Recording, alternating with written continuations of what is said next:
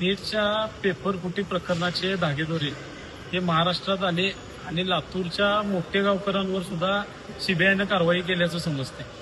आज आम्ही माननीय जिल्हाधिकाऱ्यांची भेट घेतली आणि आज आमची मागणी ही आहे की या नीटच्या पेपर फुटी प्रकरणामध्ये जे दोषी या सगळ्यांवर तात्काळ कारवाई करण्याची गरज आहे.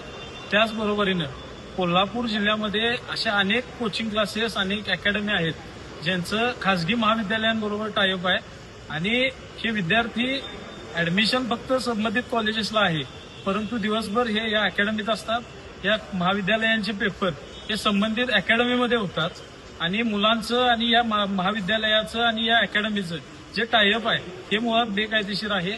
शासनाची ग्रँट, शासनाचं अनुदान लाटण्याचा आणि गोरगरीब विद्यार्थ्यांना शिक्षणापासून वंचित ठेवण्याचा जो डाव आहे हा या संबंधित संस्था चालकांचा आहे, महाविद्यालयांचा आहे आणि कोचिंग अकॅडमीचा आहे.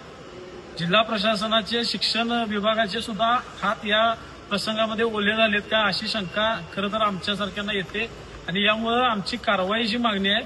या संदर्भामध्ये जे कोणी दोषी असतील त्यांच्यावर कडक कारवाई आमची अपेक्षित आहे आणि जर ही कारवाई झाली नाही तर संबंधित कोचिंग सेंटरला टाळं टोकल्याशिवाय आम्ही शांत बसणार नाही.